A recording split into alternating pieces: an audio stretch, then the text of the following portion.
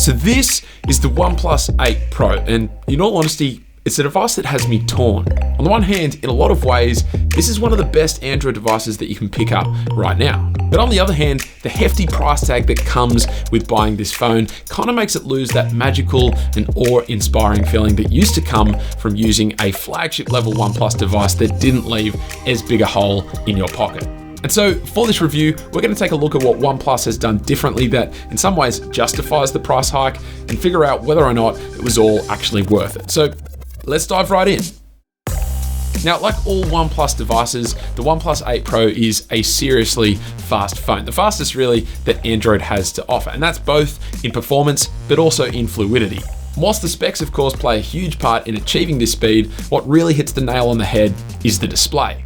Not only is it sharp, vivid, and amazingly bright for outdoor use, the real talking point here is that silky, smooth 120Hz refresh rate. Only thing is, the difference between 120Hz and 90Hz really isn't that noticeable compared to the difference between 90Hz and 60Hz, and so the display on its own really isn't a reason to upgrade from the significantly cheaper 7 and 7T devices, at least in my opinion. Now, as a side note, there were actually quite a number of reports that some units were suffering from a green tint and crushed blacks issue when viewing these panels at minimum brightness, but put simply, I haven't really experienced it. I think in the first day or two of using the device, it may have been present, but I didn't really pick up on it. And then a software patch came through that said it was addressing this issue, and since then, I definitely haven't noticed it. The real issue with this display though, are those curved edges. I'm not gonna harp on too long about this, but in short, it has a pretty noticeable impact on daily use, particularly one-handed use. And so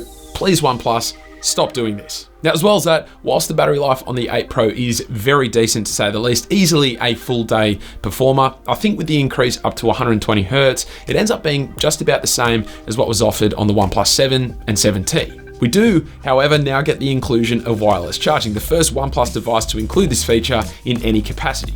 So I guess if you've been put off from buying a OnePlus device in the past because of a lack of wireless charging, well, maybe the price hike is worth it for you. Now, as for the rest of the device, honestly, OnePlus really doesn't cut many corners. It's still got that same possibly fastest on the market in-display fingerprint sensor that has slightly made me open up to the idea of in-display fingerprint sensors. It's got incredible haptics, the really handy alert slider, great speaker performance, a ridiculously fast, albeit less secure face unlock that in terms of software implementation feels as seamless as what we have on the Pixel 4 lineup. And in terms of software, it's still got that clean Oxygen OS that a lot of us have come to know and love. Now, don't get me wrong, there are a number of quirks about Oxygen OS that leave a lot to be desired, like the lack of an always-on display, or the lack of a quick settings shortcut to toggle on and off the dark theme quickly, or even just the general home screen experience, which, whilst more flexible than what the Pixel launcher offers, still feels a little off in regards to execution. But again, it's the same experience, possibly just a little bit smoother and a little bit faster than what you can get on older OnePlus devices. Now, there are three other areas that perhaps might justify the price increase of the OnePlus 8 Pro, and in order from least important to most important, they are 5G, not very important, an IP68 rating, nice to have but not essential, and an improved camera setup, which is by far the best upgrade on this phone. Now, I've already done a full deep dive on the camera setup on the OnePlus 8 Pro, pitting it against the Galaxy S20 Plus in a head-to-head comparison, so I'll leave a link up here and down there. But in short, the images you can take using this phone are flagship quality. Keep in mind, they're still not quite up to the level of the iPhones and Pixels of the world, but they're very, very decent, and that's probably the biggest difference between the 8 Pro and the 7T. On the 7T, you had fairly decent, usable cameras, but on the 8 Pro, you have flagship level cameras. Neither have the best cameras, but keep in mind, the 7T also didn't have the worst cameras. So to wrap this all up, there's no question that the OnePlus 8 Pro is a phenomenal device. It does everything you'd expect and want a $900 smartphone to do. But when you compare it to the nearly half the price OnePlus 7T, it honestly becomes a significantly tougher choice.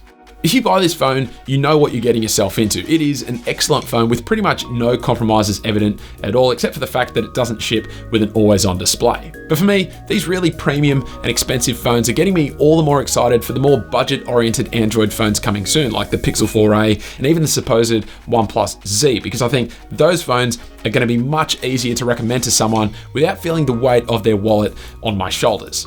But that's it for my review on the OnePlus 8 Pro. Hopefully you enjoyed it, or at least found it entertaining. And let me know your thoughts on OnePlus's move into proper flagship territory down in the comments below. But that's it. Thank you all very much for watching, and I will catch you later.